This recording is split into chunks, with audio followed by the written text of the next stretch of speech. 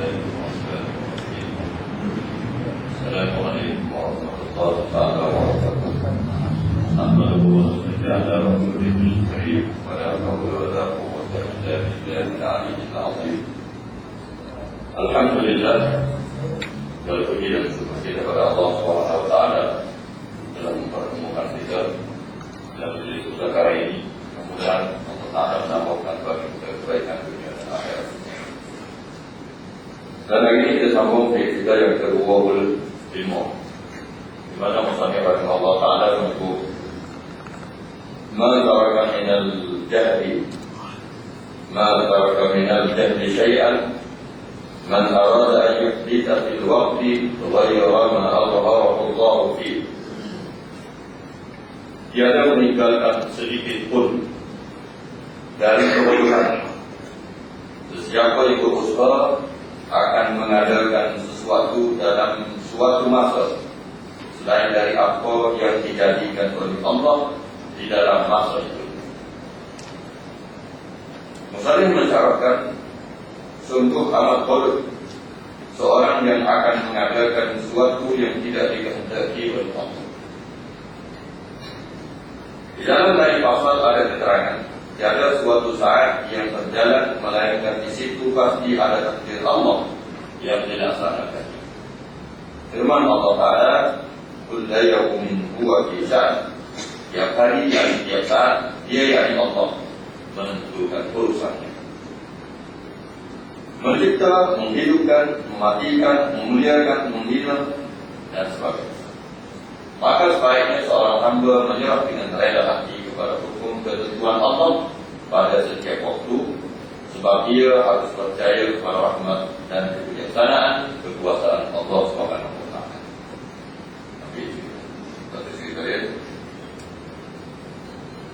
Jadi musannif rahimahullah taala bawa kepada kita fikir ini dalam memberi nasihat kepada kita memulai jalan tadi itu foto. Saya saya kata karena kita bergaji. Dia kata, "Mata kami dalam jahli." Mana tak ingat sikit aku daripada foto. Orang-orang cerita foto kau. Minal jahli daripada jahil. Mana tidak meninggal sedikit pun daripada lupu-lupu bodoh, lupu-lupu jahil. Kerana mentara dan kita terbuat. Setiap yang berusaha akan mengadakan sesuatu dalam suatu masa, dia nak buat suatu benda dalam satu masa, ghayra ma adharahu Allah fi, dalam masa selain daripada apa yang dijadikan oleh Allah Taala pada masa itu. Pada masa itu Allah Taala tidak nak wakil itu, dia saja yang wakil. Itu dia panggil orang bodoh tu. Bodoh.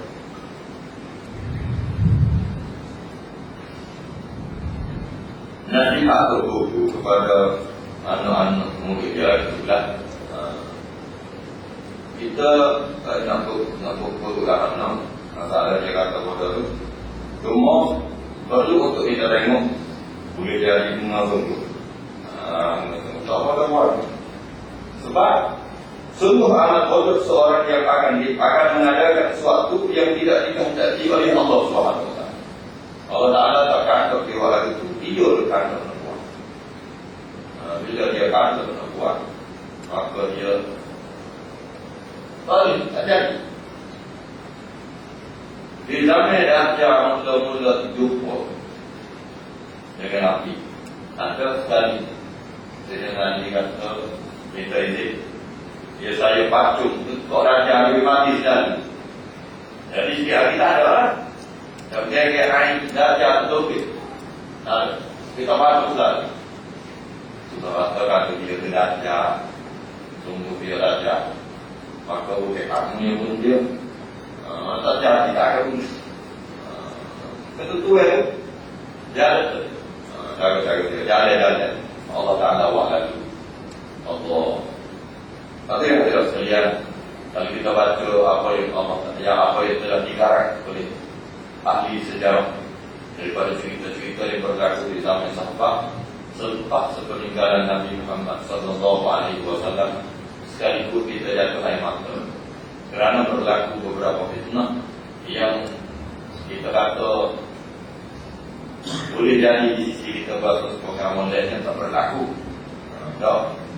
Tapi ketentuan Allah Subhanahu Wa Taala sehingga terpun orang seperti Sayyidina Muslim, Ibunda baginda Nabi Sallallahu Alaihi Wasallam yang Nabi berdoa istalibeli itu cucu dia ni Nabi berdoa sehingga ketika mana berlaku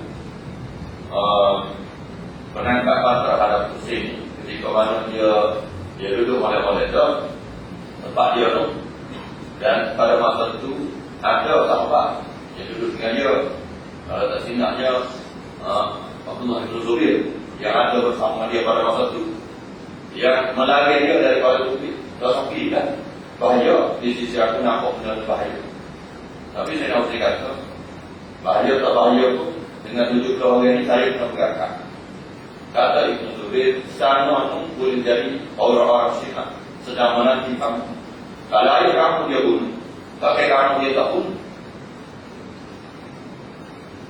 Jadi dia kata saya telah dapat mimpi dari Rasulullah Sallallahu Alaihi Wasallam bahawa saya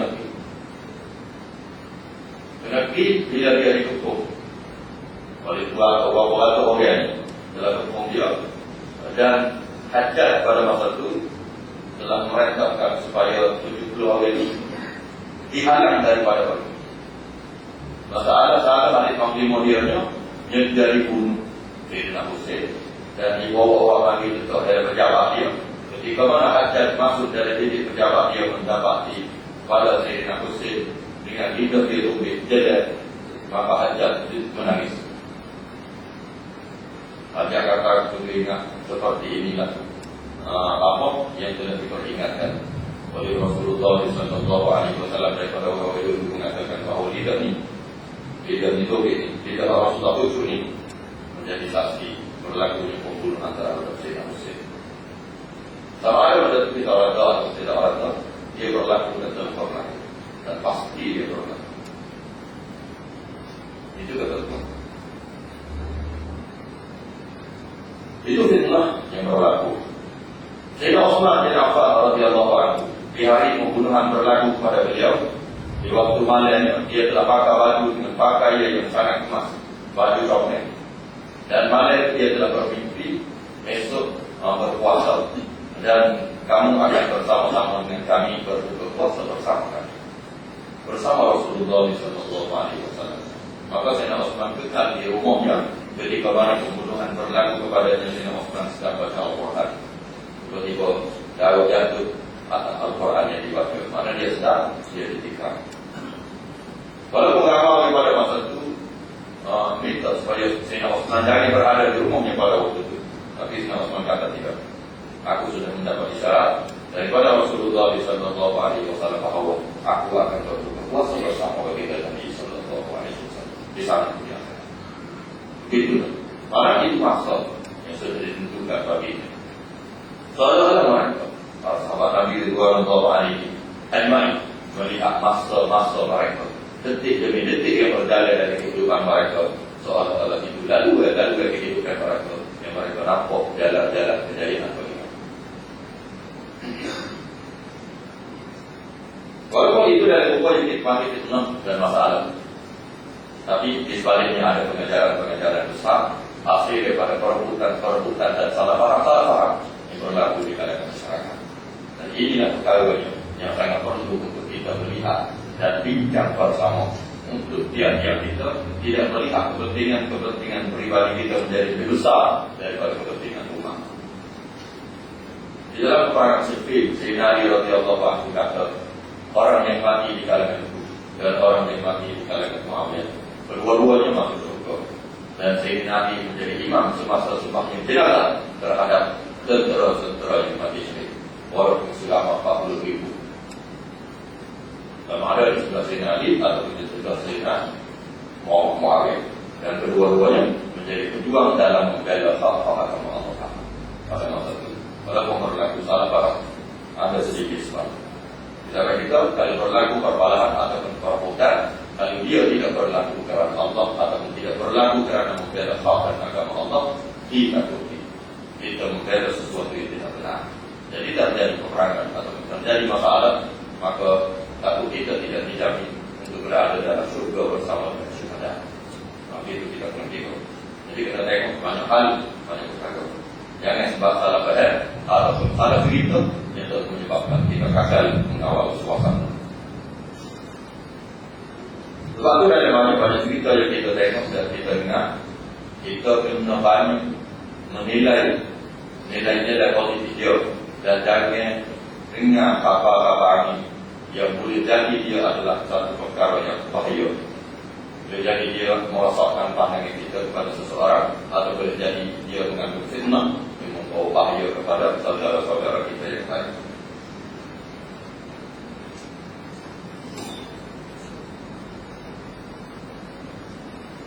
Di dalam ramai pasal dari hal lain, pasal lain ada keterangan yang menyebut bahawa tiada suatu saat yang berjalan melainkan di situ pasti ada takdir Allah Ta'ala yang dilaksanakan. Allah Ta'ala takdir dari setiap masa yang jalan, Allah Ta'ala telah takdirkan sesuatu. Allah paling yang jelas sekalian, kalau kita boleh berarti dalam kehidupan tiap-tiap hari kita yang Allah Ta'ala atur dari takdir dia tiap-tiap hari. Kita boleh tengok setiap kejadian yang berlaku, setiap tutur kata yang boleh jadi berlaku, setiap perlakuan yang mau kita kata atau orang kata, maka kita akan melihat di sebaliknya kejadian-kejadian yang telah disusun oleh Allah Subhanahu wa Ta'ala secara sempurna. Dari banyak hal kita kena rasa. Ada seorang awliya, jadi anggap dia awliya, anggap dia kata awliya lah.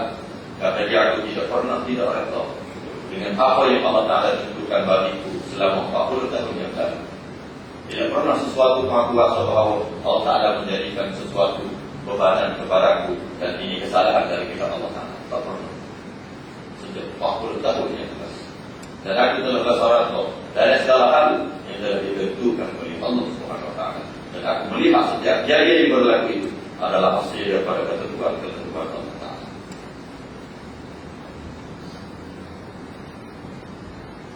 Tapi kejadian ini tidak menghentikannya daripada berusaha. Berusaha apa berusaha? Kita jangan kita kata menghilangkan sopan santun kita terhadap Allah. Orang yang lagi daripada usaha, dia adalah orang yang tidak bersopan santun dengan Allah. Lagi daripada usaha. Yang benar sepatutnya dia berusaha untuk buat sesuatu. Mana orang itu orang biasa dengan Allah. Orang itu usaha. Orang tak usaha. Jadi itu Allah Ta'ala dalam hati. Dia tak ada orang tidak mengusahakan sesuatu. Di sisi pokok sufi, di sisi pokok awliya ilah, dia menganggap bahawa orang tersebut adalah orang yang dihadap dengan Allah. Maknanya orang tak usaha ini, orang yang sengaja menghilangkan darjat sopan santunnya dengan Allah. Jadi kalau Allah Ta'ala tentukan bagi kita sesuatu, maka kita jalankan dan kita hadirkan diri dalam kejadian-kejadian tersebut dengan perasaan tahu. Kalau Allah Ta'ala putuskan sesuatu atas kita dengan sesuatu pekerjaan, maka kita rada dengan keputusan Allah Ta'ala. Jangan lagi daripada pekerjaan tersebut, jangan lagi daripada permasalahan.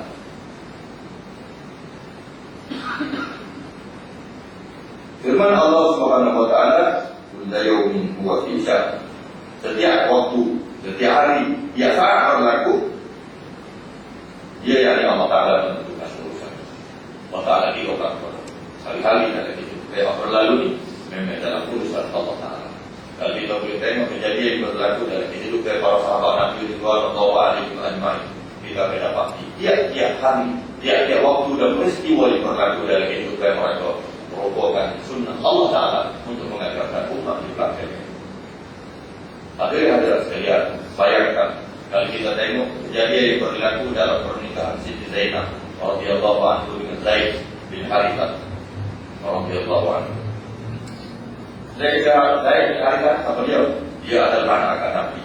Orangnya tahu mana, orangnya kulit hilang, anak gajah berkulit.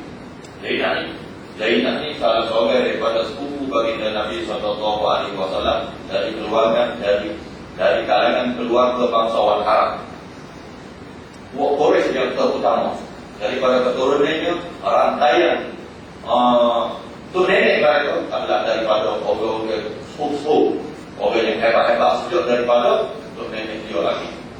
Sehingga bangsa Quraisy itu ambil daripada nama Tubio. Quraisy, perkataan Quraisy itu nama bangsa kepada Quraisy itu Tubio, nama Quraisy. Maka jadi bangsa kepada bangsa Quraisy. Kalau kita kan nama Melayu ini ada orang yang cek kita ada dulu nama Melayu. Maka daripada dia Tubio bangsa itu kami Melayu. Maknanya orang hebat. Dia orang pun. Tiba-tiba dia kena dikahwin dengan Zaid bin Harithah. Walaupun dia terkenal sebagai anak angkat Nabi SAW, tapi Siti Zainab tak kenal. Nabi tak rasa pilih Zainab, walaupun sepupu dia tak rasa pilih. Hari nikah itu ketika dalam urusan itu baru terpandang pada Nabi. Yang kata ulama Nabi tertengok. Dan jangan Siti Zainab ini tidak pernah diri. Tak rasa pilih. Dan ditentukan perkawinannya berlaku. Tapi berlaku perkawinannya antara dua ini suka tak suka dan Siti Zainab pun tak ada tawil. Tapi dia jadi tak senang. Wasa tak suka dia, wasa tak lenek itu kali, wasa tak kasih. Sehingga ketidakserasian dia itu hari-hari yang berlalu dari hidup dia. Akhirnya timbul perselisihan yang mengajuk kepada perbincangan antara keluarga. Bila berita lagi, maka diputuskan dari perbincangan keluarga bahawa mereka berdua ini kena bercerai. Ada diputuskan dalam mahkamah bahawa mereka kena cerai. Bila sudah cerai, Allah Taala perintahkan kepada Rasulullah SAW supaya berkahwin dengan Siti Zainab. Apa dia? Otak kena akan putus saya. Allah Taala untuk kahwin ke Zainab dengan Zaid bin Harithah. Dan Allah SWT juga memisahkan dia. Allah Taala juga yang sudah menentukan bahawa dia kena berkahwin dengan Nabi Muhammad SAW untuk menjadi hukum bahawa ayah angkat ini adalah bukti ayah sunnah kepada seorang anak. Untuk menentukan hukum bahawa sepupu sama sepupu boleh berkahwin. Dan untuk menentukan bahawa berkahwinnya dia ni sepupu Nabi dengan anak Nabi ini boleh berkahwin. Dan Nabi boleh berkahwin dengan menantu angkatnya. Kerana menantu angkat ini bukan Nabi dia. Kerana saya bukan anak Nabi. Walaupun di zaman jahiliyah mereka menggelarkan Zaid bin Muhammad. Tapi untuk selesai permasalahan ini, Allah Taala jadikan pertemuan oleh dua insan yang sepatutnya terkasih, Zaid bin Harithah dengan Zainab. Maka Allah Taala pisahkan mereka. Allah Taala nikahkan dia dengan Nabi Muhammad SAW. Itu kejadian. Maknanya lebar kehidupan dia ada yang berlaku dulu. Allah Taala tiga kata. Yang kawin ini perjalanan yang sudah ditentukan oleh Allah Subhanahu Wa Taala untuk menjadi contoh kepada umat. Kita bukan satu ada lagi dengan apa yang Allah Taala tentukan bagi kita. Kita tengok kejadian dia lagi kepada kita. Allah Taala janji. Dan kadang-kadang apa benda Allah Taala buat itu menjadi masalah. Tapi sebenarnya dia bukan masalah. Dia adalah cara di mana Allah Taala buat kita menanti, buat kita tunggu, supaya kita tidak sakit hati. Supaya kita tidak sakit hati. Dari mana apa? Dari mana? Ajukan kita itu. Kita boleh tengok contoh-contoh terjadi dari tiap-tiap hari kehidupan kita. Kita pegang satu apa yang sudah diaturkan oleh Allah Taala itu adalah yang terbaik. Contoh katakanlah, ada satu orang tunggu tanggo, dia gaduh-gaduh anak jatuh tanggo. Orang itu kalau ibu gaduh ni, dia ni jatuh tanggo. Wah, ini jatuh tanggo betul. Orang lagi gaduh. Tak pernah dia ada ambil naik di batu, tarik batu mula apa. Batu pondok naik, jauh lagi. Ada peto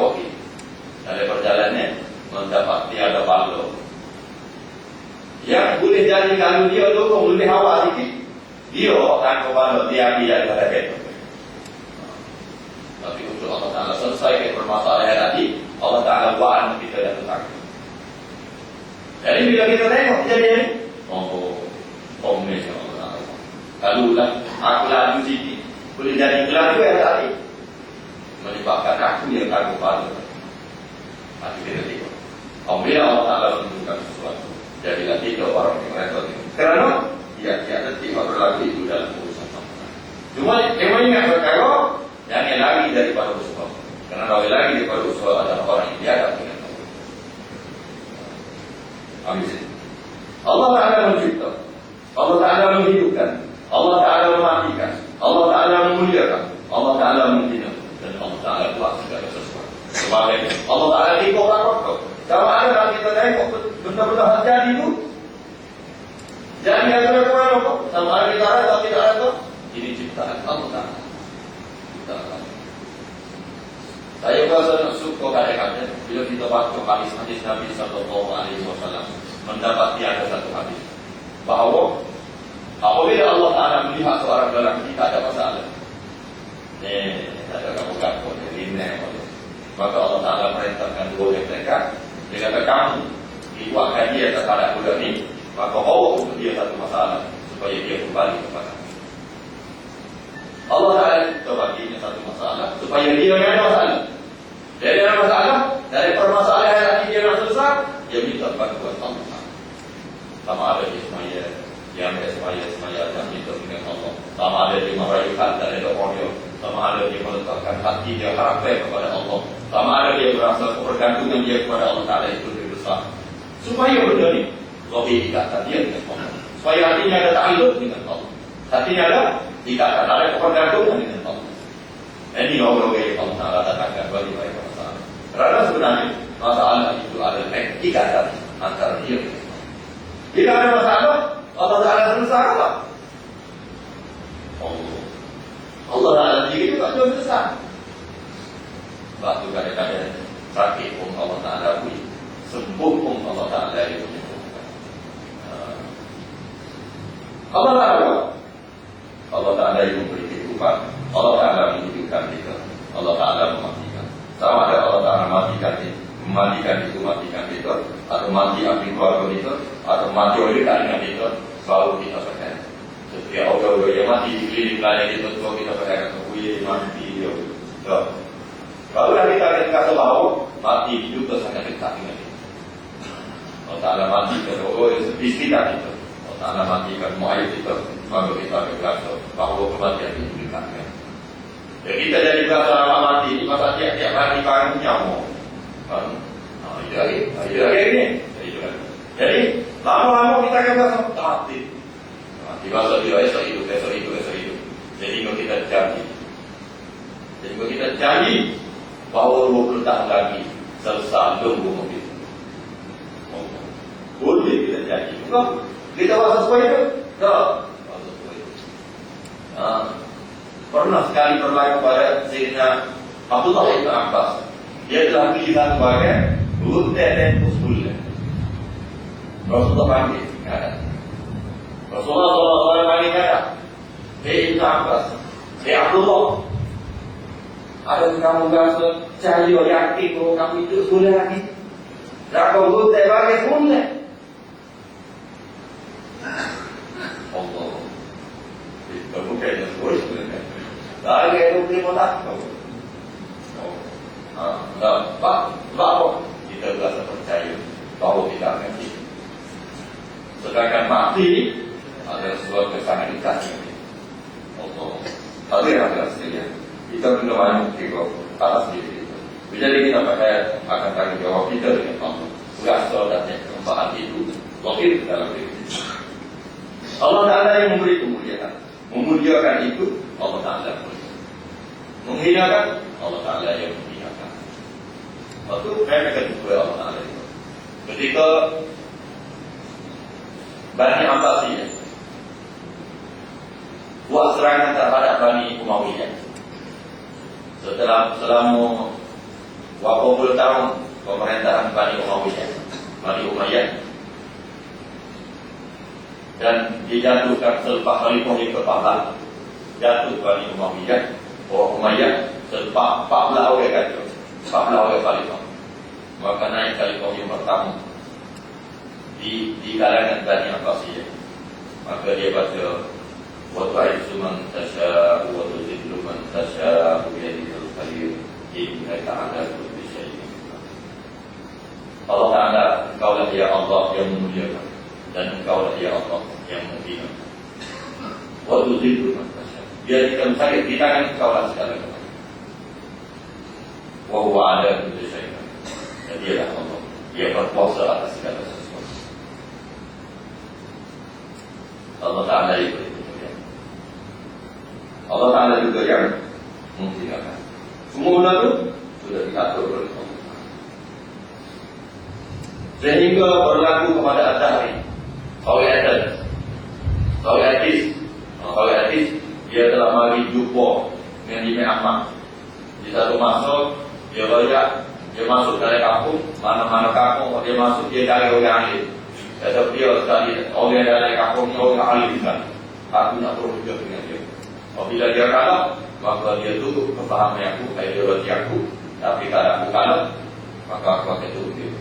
Maka dia telah masuk beberapa kampung dan mengalahkan beberapa ulama di kalangan orang kampung, orang negeri pada masa itu.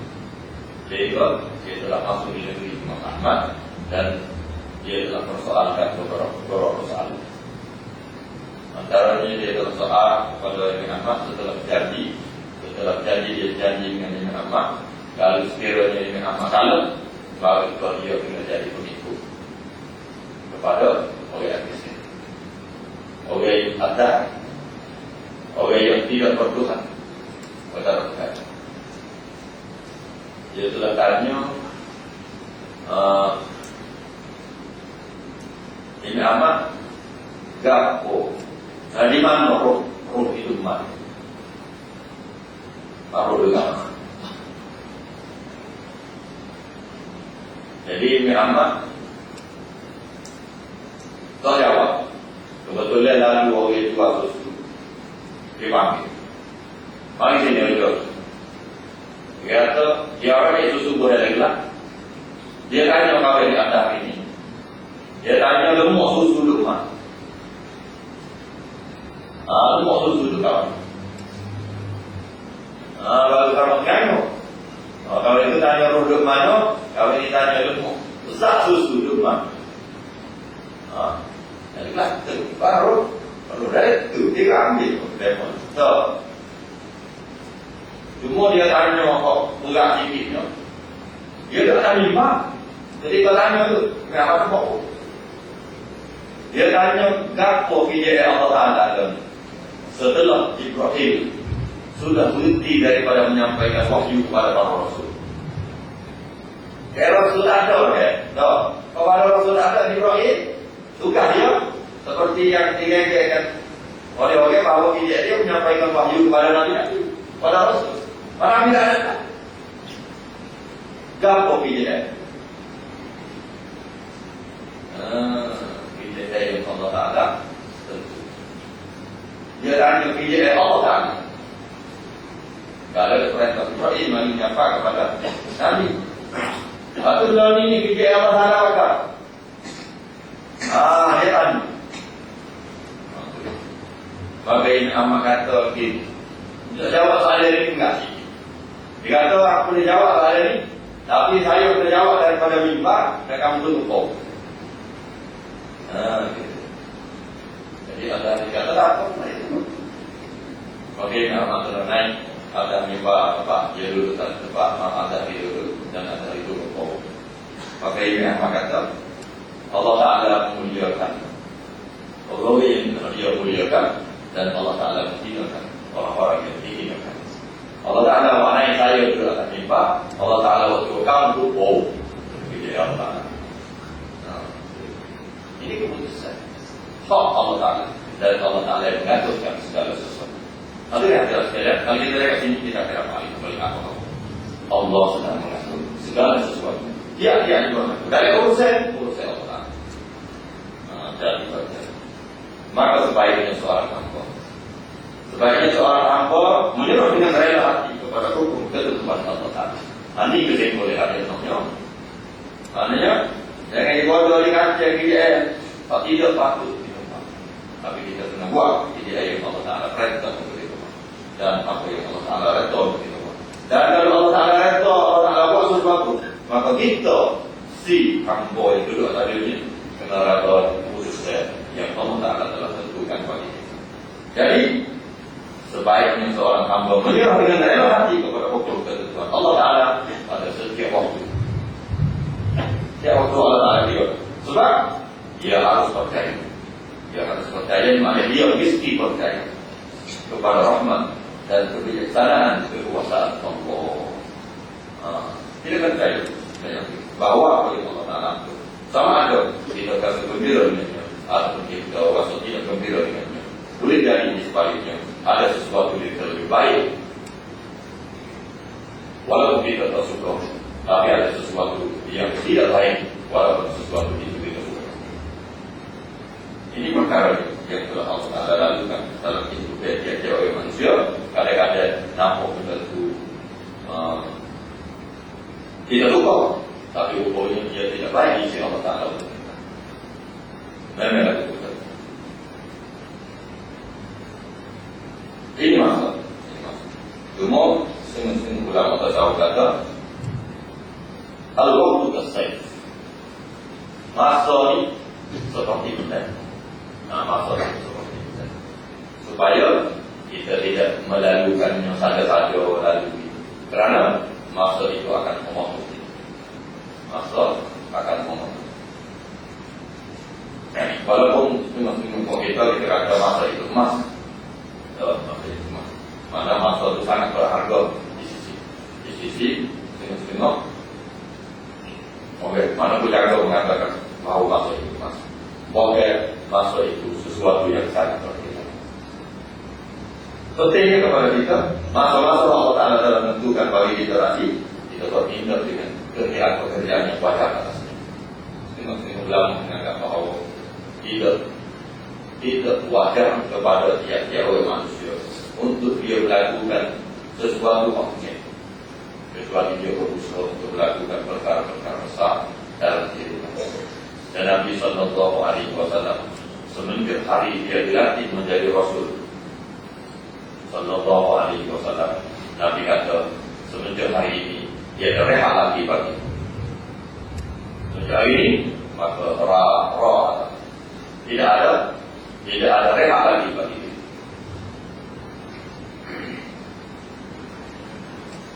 Untuk menyatakan bahwa masa yang telah Allah Ta'ala tentukan bagi dirinya yang selama 23 tahun itu masa yang dilalui oleh Nabi Sallallahu Alaihi Wasallam dengan penuh pengabdian kepada Allah Ta'ala.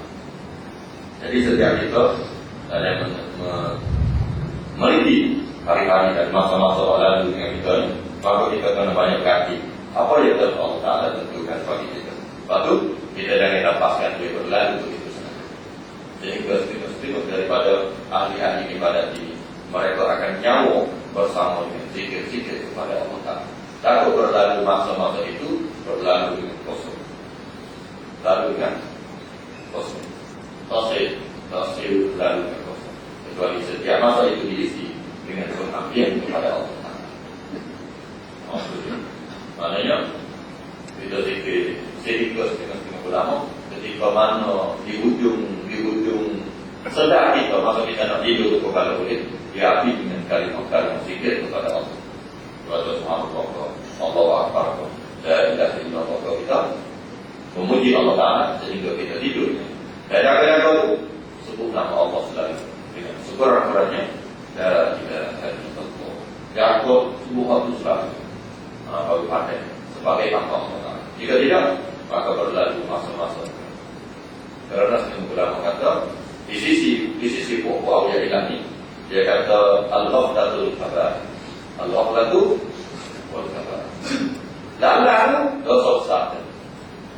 Lalu dia dosa besar di sisi mereka. Mana terlupa dengan Allah Ta'ala sudah merupakan dosa pada mereka. Itu masalahnya. Kalau kita yang sambil lagi masuk free, budi masuk saja. Dari itu tiap-tiap kita kena azab untuk setiap waktu yang berlalu kita azab agar dia digunakan sepenuhnya terhadap perintah-perintah Allah Ta'ala.